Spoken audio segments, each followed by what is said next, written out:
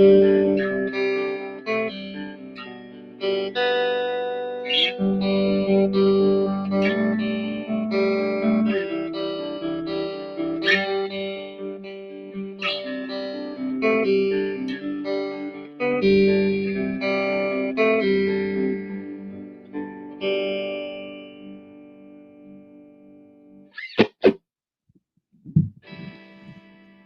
right. Hey, everyone, and welcome to another VOX Out of Office stream. This week, we are doing another guitar/music theory lesson.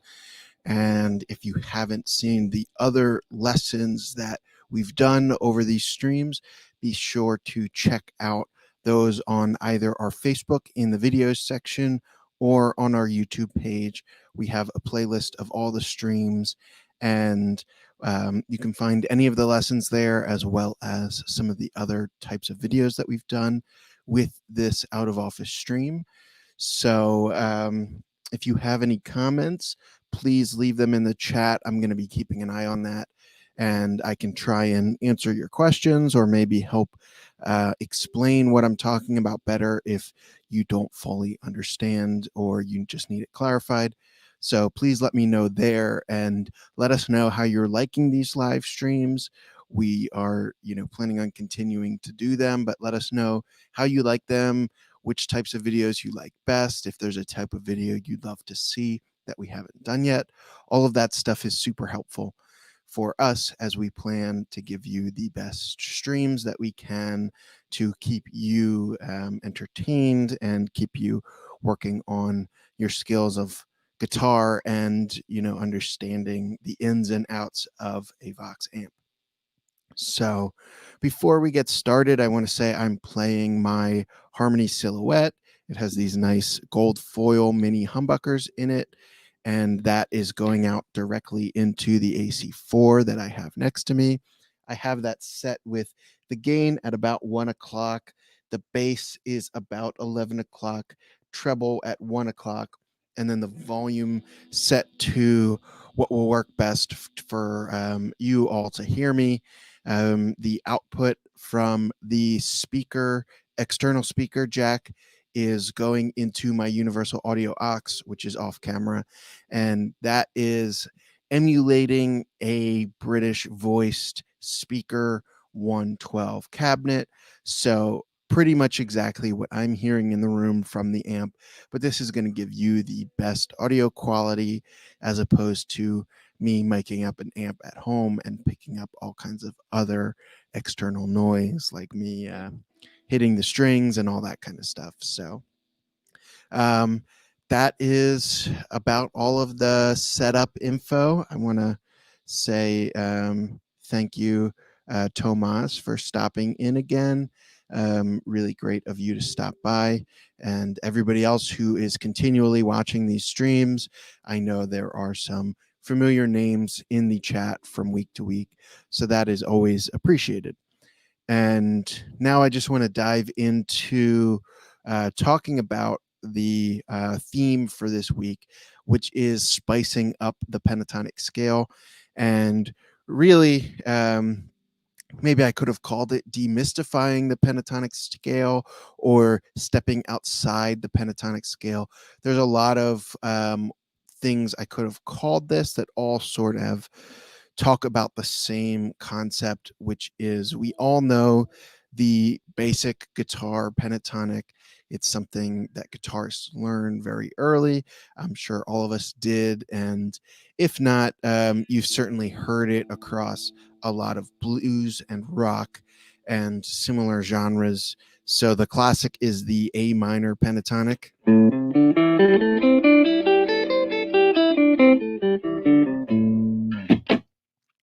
And a lot of times you'll find that artists or guitar players will walk around the positions of that pentatonic for their scales and maybe pair a pentatonic with an entire solo section or move chord by chord to different pentatonics. And basically, what I wanted to talk about is how you could maybe use some tools from within music theory to look at that pentatonic and figure out what it is doing for you and how you can sort of break the rules to get into more spicy or outside the box playing. So, an example of that is the second basic that most guitar players learn. And if you haven't learned these, it really doesn't say anything about you as a guitar player. Some guitar players learn chords and songs first. Some guitar players jump right into scales because that's how a lot of guitar teachers teach things. It's really your personal path. So don't feel left behind. If you don't know what I'm talking about yet, please feel free to ask me any questions in the chat if you want me to further explain something. Um, but I'm going to sort of move on ahead as if we all understand that basic, or at least the note positions on that basic A minor pentatonic.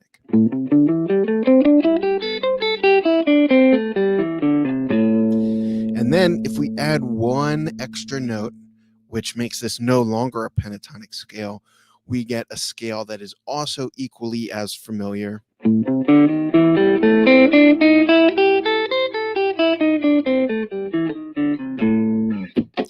And that is the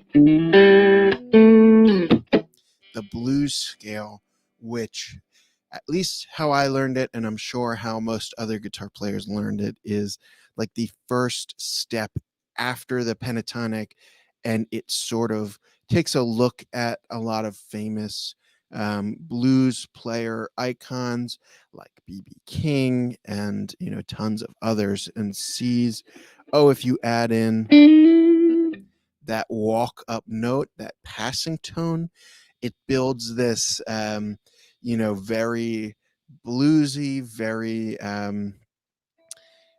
just very kind of mysterious sound to the scale, I guess. And what that note is actually just the tritone from the root of the scale in the minor pentatonic. So we have that A, and that blues scale note, it's just adding one note, is a D sharp. So, and I guess this would be a good time to say what exactly a pentatonic is, and a pentatonic scale in general, not just this particular pentatonic, and why guitarists sort of gravitate to them so much. So the pentatonic, playing from the minor pentatonic, so we're still in that A minor position, is the root note, the third, the fourth, the sixth, or I'm sorry, it's the root, the third, the fourth, the fifth, the flat seven, and back to the root. So you have 5 notes: root, third, fourth, fifth, seventh. And that just repeats up and down like most scales on guitar. Guitarists have sort of found ways to play scales across the whole neck because the way a guitar is tuned brings out a lot of different positions and combinations of how you can play chords or scales. So, what is that pentatonic though? Why is it leaving out the second and the sixth? Those are the only 2 notes left out of the A minor scale.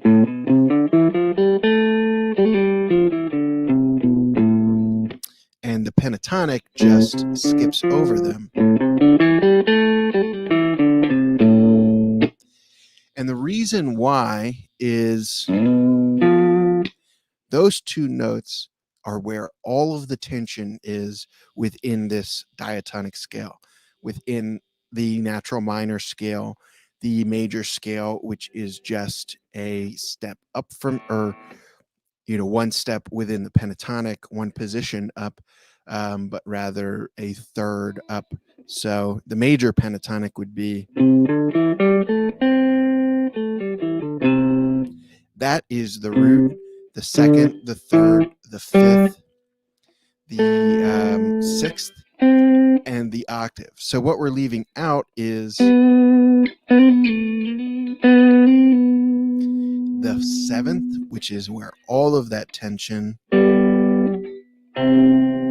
is pulling, kind of that note is pulling upwards back to the root note. And the other note that's left out is the fourth, which has the same type of tension pulling downward to the root note, or to the third, I should say. And so when you have that fourth and seventh, not only do they make the tritone within the scale, but when you take them out, there is no tension. You've effectively removed notes that you should avoid. So if let's say I'm in a band and we're playing a song in A major, and I want to, or C major, I want to solo over this chord progression. And C, I'm fine to play pretty much any note in the C major scale, but that fourth is going to cause me some trouble. Now, if we play a G or an F above that, now there are some other notes that are causing problems. And then go up to the G, and there are more notes causing trouble. And it all boils down to that fourth and seventh. So, hey, Yusuf, welcome. Yes, we are streaming simultaneously on Facebook and YouTube, so you can watch this in either place. I will see your comments from both because of this streaming software that we use. And so you can watch in either place, whatever is more convenient for you. So thank you for asking, Yusuf, and I hope you enjoy the rest of the stream. So basically, the pentatonic scale is removing tension. And you might be thinking, that sounds a little boring. If there's no tension, tension is what pulls the song forward, like those chord progressions I was playing where you have that pull from the 5 chord back to the 1. Or we talked about this in the first lesson stream that I did it was about a month and a half ago, I think. And we talked about modal mixture. That same pull that a 5 to 1 chord progression has, a minor 4 to 1 chord progression has that as well. Because both of those notes want to resolve downward, where that the leading tone or 7th scale degree wants to resolve upwards. So yeah, Tom, that's great. I'm glad you're watching, and I'm glad you grabbed your guitar. These lessons are maybe a little bit slower than some of the other videos that we do because I'm not playing as many examples, but it's certainly a nice exercise to play along, whether that's watching now or if you want to come back later. So thank you for saying that, Tom. That's great. So if we now go back to that pentatonic, we see that the reason this scale is so popular within blues and rock is because if you're playing and I can't both play a chord progression and solo over it at the same time, but if you're playing the standard blues progression,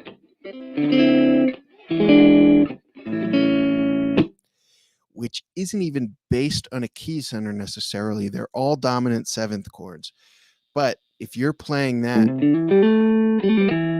you can play this pentatonic over it and not struggle with any of the notes in any of the chords in that blues progression that we're also familiar with. And that's why this scale is so popular, because if you say, let's play A minor blues, and then you play that scale, you're going to have no notes clashing. So what that means is if you're playing this modal jazz, or if you're changing scale per chord in a chord progression while you solo over it or while you write a lead line, that means that you're going to miss some of those tension notes. You're going to have what some guitarists would say is maybe a bland guitar part,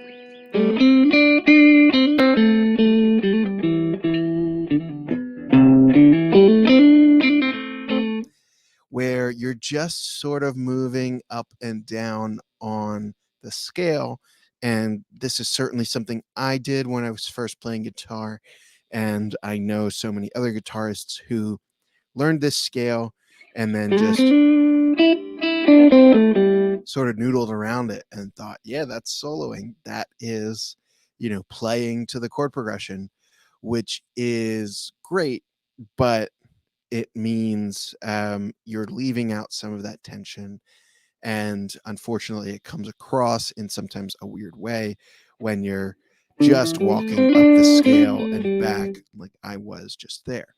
So, because of that, I have a few tips, ways that I like to step out of the scale or spice it up, as I titled the stream, or just ways to think about the pentatonic scale and maybe demystify it, so that when you play with this scale, you know what the appropriate moment to add a tension note would be. And I think that's the power of this scale. You could play an entire song based around this scale and then know when to add in whether it's that blues note or adding in one of the other scale tones. So in the A minor, I could be playing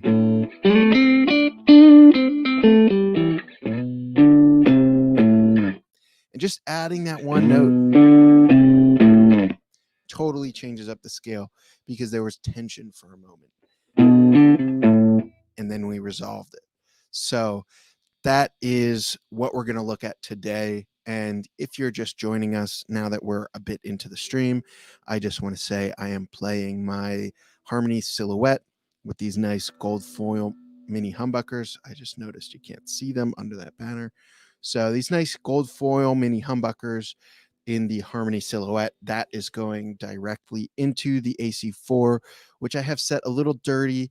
And the EQ, the bass is at about 11 and the treble at about 1, which is pretty much how I like to set a more flat tone from an AC top boost channel.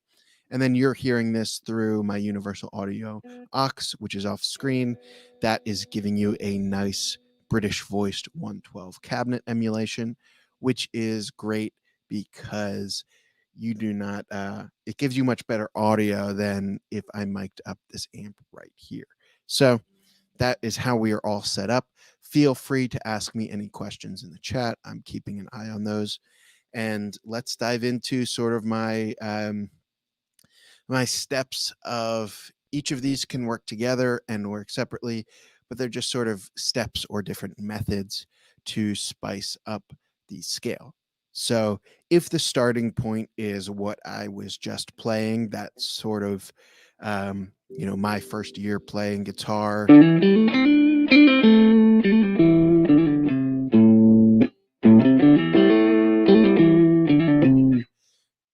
walking up and down the scale. And I don't mean that in the sense that this is necessarily something that only beginners do, because it can be super effective, but it is certainly something that I personally leaned on too much when I was first playing guitar.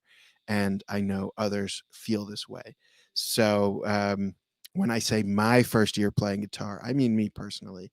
There are some great solos that, or melodic parts that do use walking up the scale effectively. But then we can add sort of a step outside of that and use string skipping. So if I start on that root note, instead of going just up the scale or even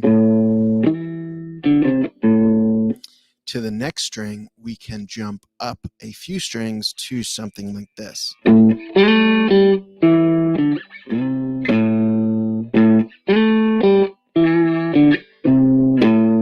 Super basic there, but what that is doing is giving us this space between notes, and that leap in notes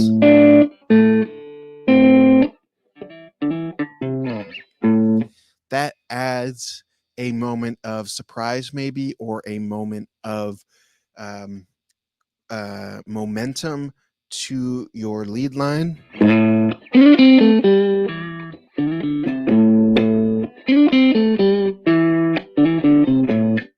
Already, just walking back down the scale, but jumping up at the start, that adds a lot more visual or audio interest and harmonic interest. And so from there, you can add in a little bit of rhythm, like I am there. Sometimes adding in more of a groove as opposed to showing off playing quickly or running up scales, which sounds incredible and is admittedly something I can't do fast like most shredders. But if you add in a bit of a groove, it also adds some interest to the listener with more of a rhythm. So that versus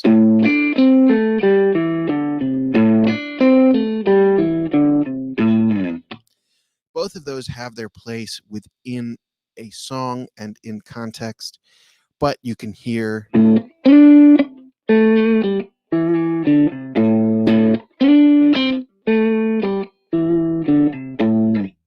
there's a little bit more interest in that movement, because while you're not adding those tension notes, you're adding tension in the rhythm. So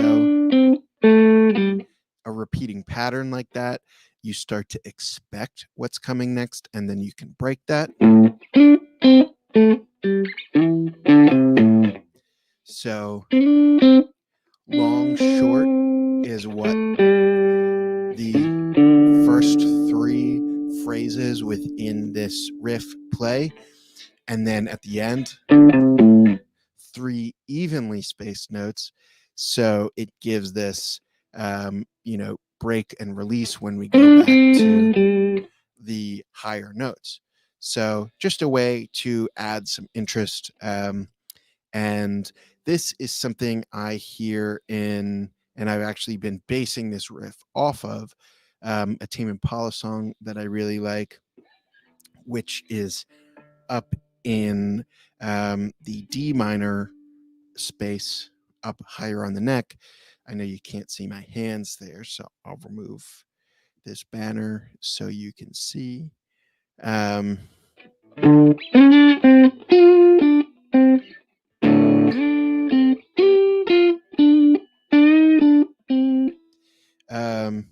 So what that riff is doing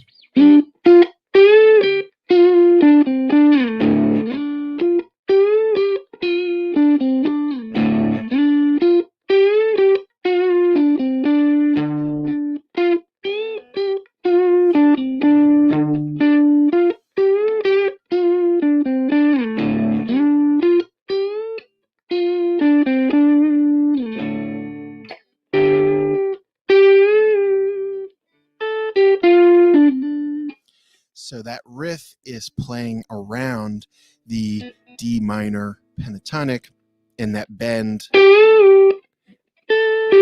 is a whole note bend to move up to the next note in the pentatonic. So that is just a pentatonic riff.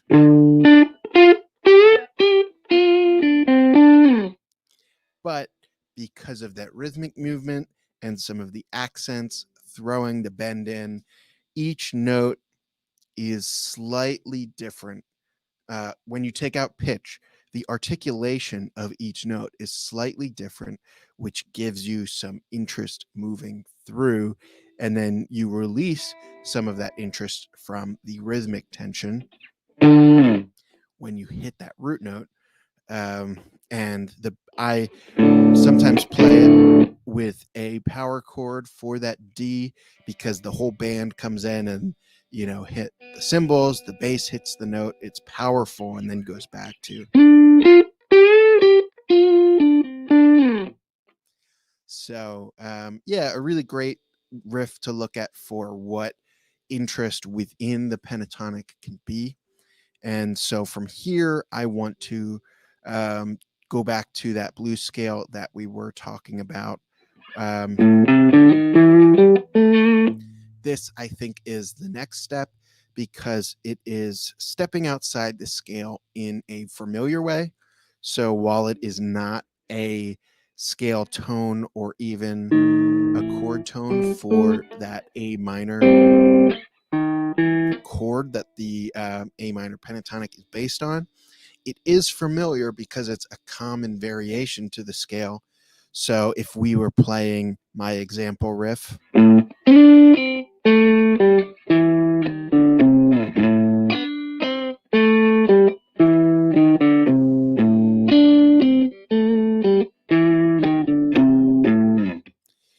just that walking note adds something to it. You can certainly do this in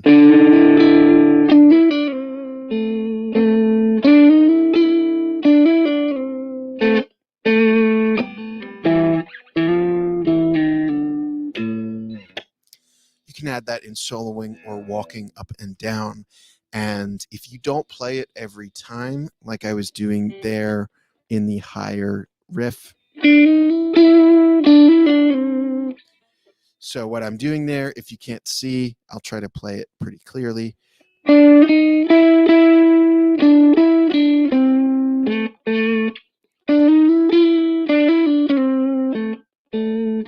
So the first time through that little phrase, I play walking through that blues note, where the second time I play same rhythm, same picking, but I don't play that note. Instead, I play a similar lick, but I go down to the C below instead of ending on the higher E note. So just a way to spice up a riff is to vary between using the blues note and not using the blues note. The same is something I like to do in chord progressions, which is a little less related, but you can always change one chord or even the voicing of a chord the second time through a chord progression, and it changes the feeling. So now maybe you have the first repetition, which has more tension, and the second repetition, which maybe has cleaner voice leading or less of, like, just for example, we could do A to D to G. And then the second time we play G, it could be.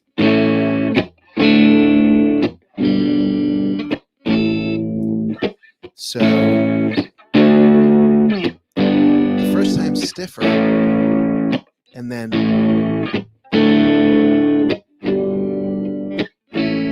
the second time it gives you some of that momentum and it eases through the chords. And it's just, this is off topic from the pentatonic, but it's just a variation and somewhat related to that variation with the,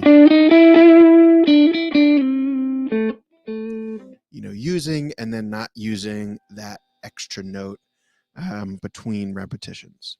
So Corey, thank you again for watching. I know you've watched these streams a few times, and I'm glad you're enjoying your mini Super Beetle. I am planning on using that in one of the future streams again. I have been sort of focusing on the AC4 and AC10 because there had been a lot of requests, but I miss showing off the mini Super Beetle, and that does a lot of cool a lot of cool things. So thank you again for watching. And thank you. Greetings from Wancho Talarga. I hope I did not butcher that, but thank you for watching. I hope you are enjoying the stream. So, yeah, let's get back to talking about ways to step outside the pentatonic. If you are just joining us, feel free to ask any questions in the chat. I'm keeping an eye on that.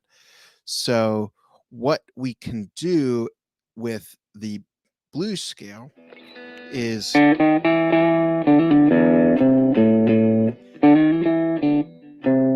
it's, like I said, sort of a familiar step through this scale and a familiar step outside the scale.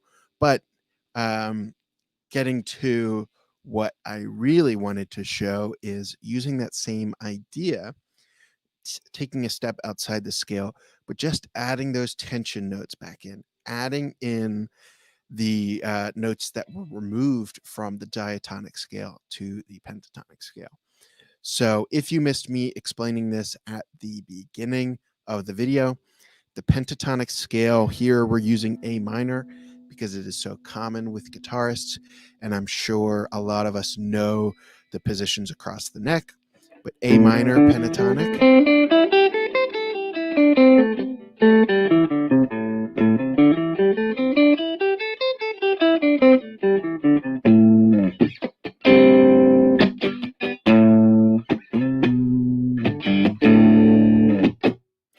So what we can do is add in those tension notes that are missing, which are the second scale degree and the sixth.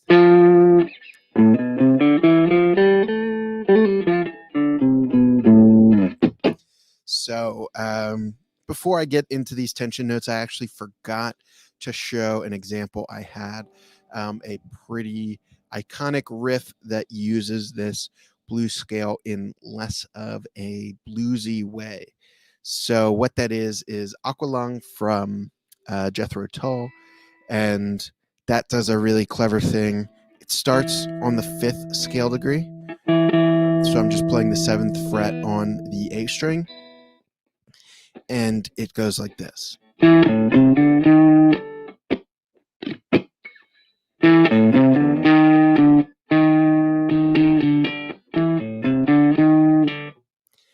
So it jumps down from the fifth to the root and then walks back up the pentatonic and then throws in that diminished note for a bit of tension.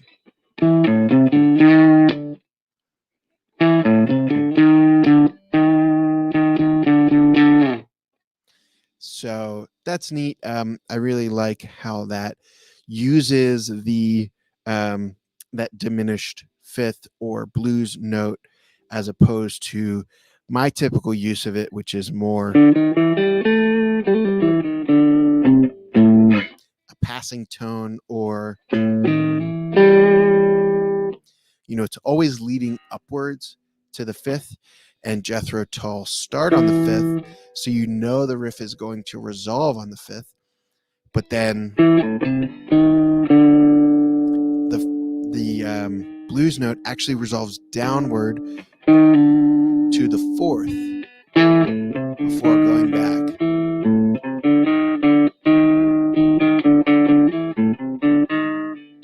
So I just think that's a clever use of it and not something that I do often, and it is certainly something that I can add more into my playing, so I wanted to show that. And now we're talking about other tones within the diatonic scale that have been removed. So if I go back to this example riff I've been playing,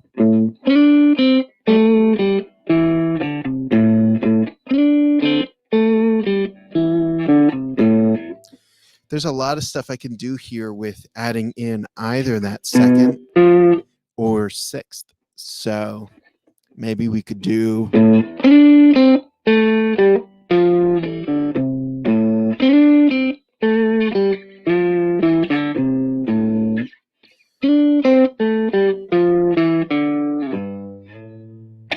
something like that.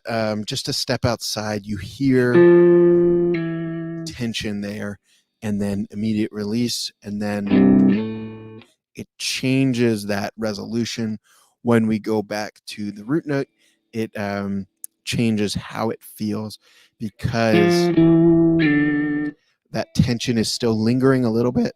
And though we've immediately resolved it, we haven't fully resolved the phrase.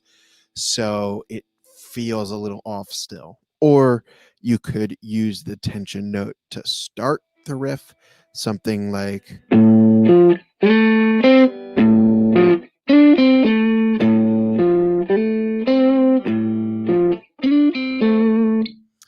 So I find that the minor sixth scale degree does add a little bit of this dark. I always think of it like a almost like a Scooby-Doo darkness, where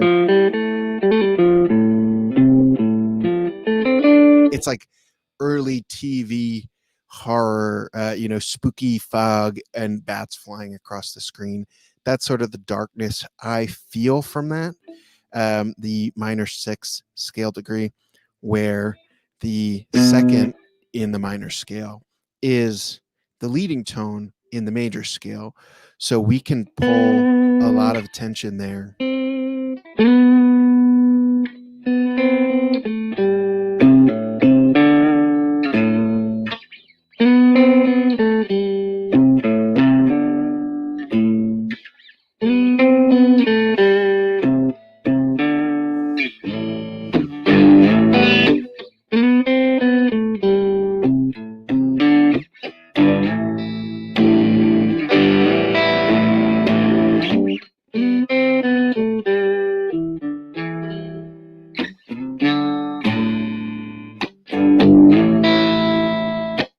Something like that. There I'm really emphasizing by letting the two notes that clash ring out against each other. So that would be just the second and minor third. So you get that half step ringing out. That's something a lot of metal bands use, just walking that interval up. It's very tense. There's a lot of clashing there. And so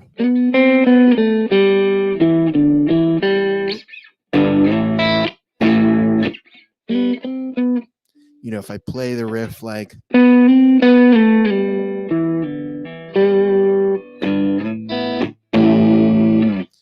it has a different feeling. It feels more like an embellishment, which is nice. So you could do something like.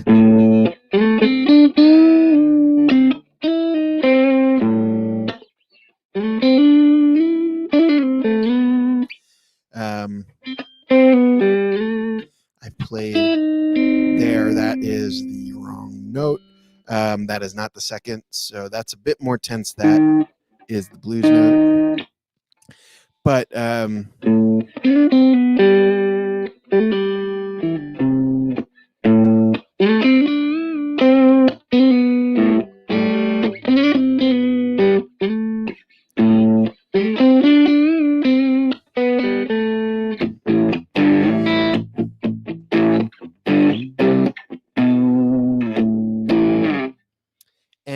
I think you'll see this a lot in early Black Sabbath. Now this is almost just moving to the minor scale, but the riff in one of my favorite Black Sabbath songs, Electric Funeral.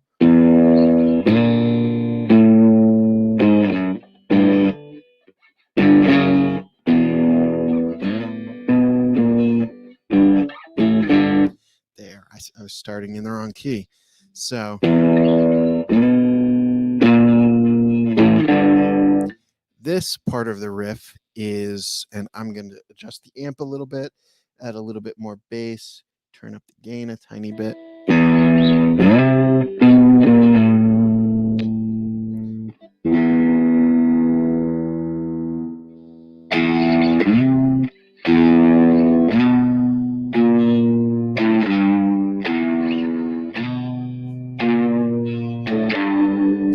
this part of the riff is just walking down. This is the verse riff in Electric Funeral. It's just walking down that blues note in the pentatonic scale. And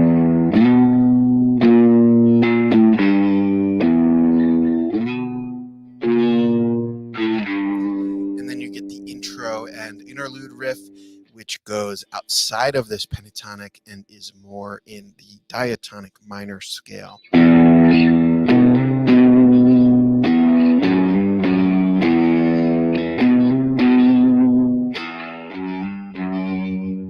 So there we're only emphasizing the tension notes that we've removed.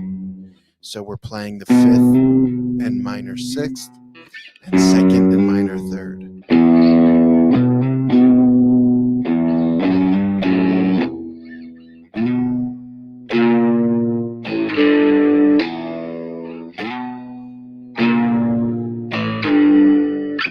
So that's another riff I like to look at this kind of thing with. You know, a lot of this is up to interpretation, because if we're talking about stepping outside of the pentatonic scale, then what is outside, if we're playing both of those tension notes, does that just become the diatonic scale? And it might depend on the context, where there it was fully pentatonic with the blues note, and then the second riff steps outside that. You know, it's all up to interpretation, and that is what's fun to me about music theory. Is it's not a science, it's something that you can look at and shape and make your own. So with that, I want to put in one more quick tip, and then we can wrap up the video. So if you have any questions at all, now would be the time to ask. I'm going to run through this one more tip. Then if there are any questions, I will answer or clarify things. And if not, I will just play us out, and that'll be the end of the stream. So thank you all for joining me, watching the stream, and for watching all of the VOX streams that we have been doing. We hope that you have been enjoying them. If you've missed some, we have a whole playlist on our YouTube channel, as well as in the videos tab on Facebook. They're all archived there. So whichever suits your needs better, watching on either. So back to pentatonics. One last thing is finding chords within the pentatonic, which you might say, oh, that's simple. Wouldn't the chord inside the pentatonic just be the same chords as your standard chord scale? And it actually gets interesting, because the answer is no. Since you're missing those two tension notes, the chords are all missing a few notes. So the A minor pentatonic, you can play that A minor, or, you know, however you play it, A minor 7 and A minor, all of those notes are there. And then you go up to C major, all of those notes are there. And then if you go down to, let's say, F major, we don't have the F. So we actually can't play this chord. And it might sound good with the pentatonic, but these notes aren't actually within the pentatonic, because we're using both the 4th and the 6th scale degrees. So we can go up to the 5 chord, and we're going to miss that 7th scale degree, which is the 3rd in the 5 chord. So it's like, okay, we can't play all of these chords. And so an exercise I like to do if I'm feeling stuck is pick a scale, you know, play every position across the neck, and then pick out chords from that scale. And then using these same things, say to myself, when is the right time to add a tension note that's outside the scale? When isn't? It might be wrong to play the C major in this pentatonic with adding the 4th, because not only is it outside the pentatonic, but it doesn't let us resolve that chord as well. So what you can do is play the scale and then see, okay, I can play those notes, I can find those, but what else can I find? And one chord I really like is this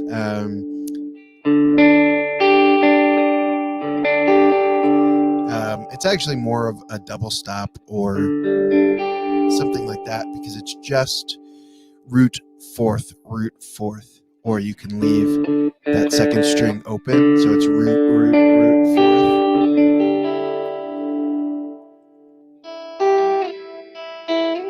And you can add that second in with the open E when you're playing in A. That's interesting. It adds, like, I think this is like mysterious and adventurous. It's sort of inviting as a chord. And what I like about this is you can move this up between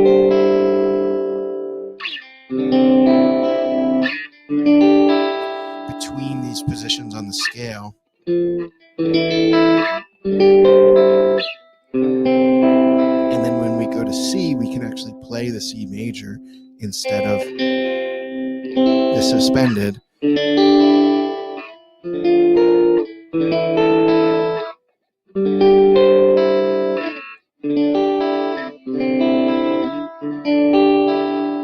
So it's an interesting chord. It is something that maybe might not be useful in every song, but is something that you can take a look at that.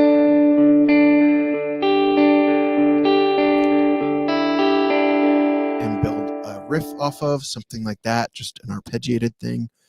Or like I played in the intro, if you missed it, this is as I was coming up with this, what I would play and talk about for this stream, I found this little riff that I really like using arpeggiated chords within this same pentatonic. And then I'm going to step outside the pentatonic to add some tension at the end, and I'll show you that as well. So it starts on a G, and then we're going to play D and G open, just like that. So G, G, D, and then I'm going to move just that fretted note up to the A, play the same G and D that are open. Now we're down to an E, same thing.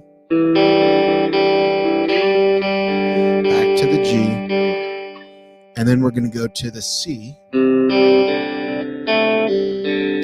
So what I do here is it's C, G, D, and then on the G string I fret the second fret and pull that off.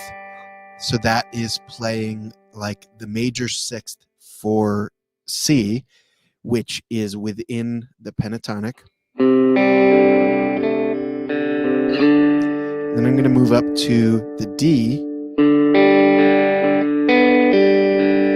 play the same pattern, D, G, D, D, and then play the fourth fret on that G string and pull it off. And now that is the B in the C scale, which is all tension. That's the leading tone.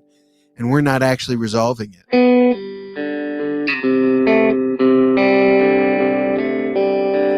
Back down to the C, and then we can go down to the B and build a chord off of that. So we've stepped outside of the pentatonic scale twice with this, and then the resolution of. And how I like to play it, what I played when I was starting the stream, was just like that the first time, and the second time you can resolve that into a G, which is really nice, and then sort of implies that we've been playing in G Lydian pentatonic this whole time. Just sort of mixes the riff up on its head. So I'm going to play through that, And please let me know in the chat if you have any questions about that. I know I sort of moved through it quickly because I wanted to get to playing it all the way through. So please let me know.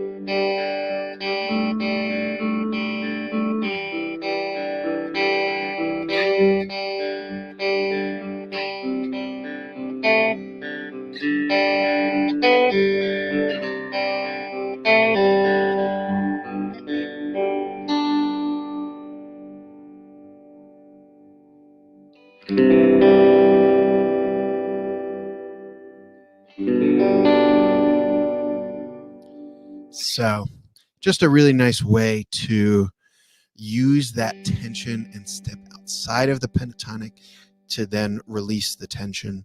And in this case, I actually almost, this started out playing only notes from that C major pentatonic and then resolves into a G. And then it feels like the key center has shifted to a G Lydian pentatonic or even just a G major pentatonic now that we've sort of normalized the tension of the B. So just, I stumbled upon that and I thought that was really interesting. And maybe like that's the final step of fully stepping outside of the pentatonic where you're using the notes as a guideline. But once I realized, oh, that resolves into G, but I've been playing in C major pentatonic, I let the pentatonic and what I was playing within it guide me to the key and the resolution, if that makes sense. So Tomas says open strings sound great with chords. I'm a big fan of it. That's why I like to, I actually, when you play this pentatonic, if you play up in starting at the 12th fret or down at the first or open string,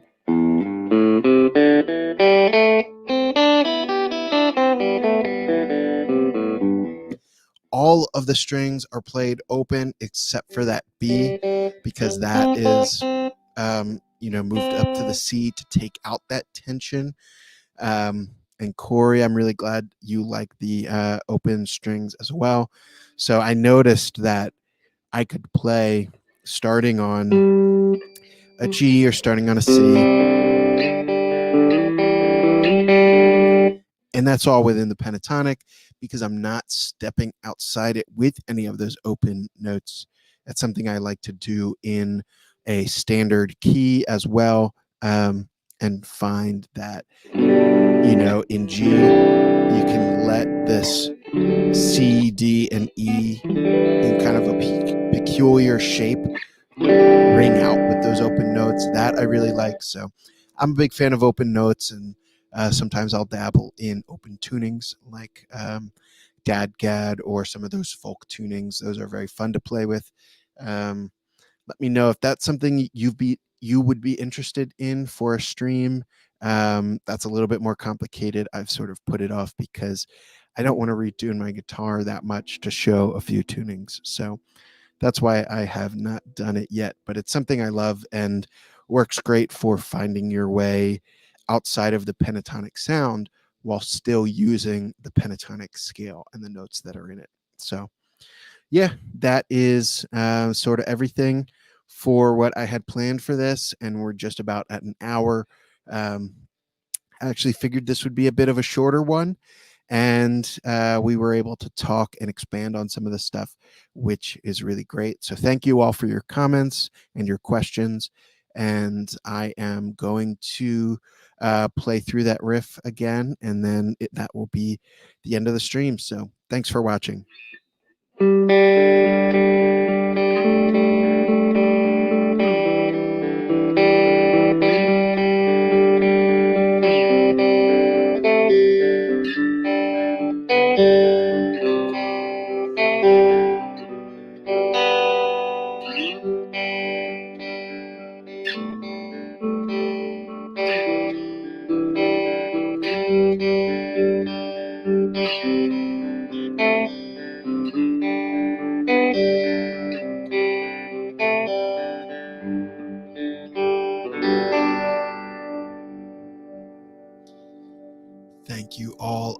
for watching. Corey said, Dad God, yes. Yeah, it's a very fun tuning. And Tomas said, thank you for sharing.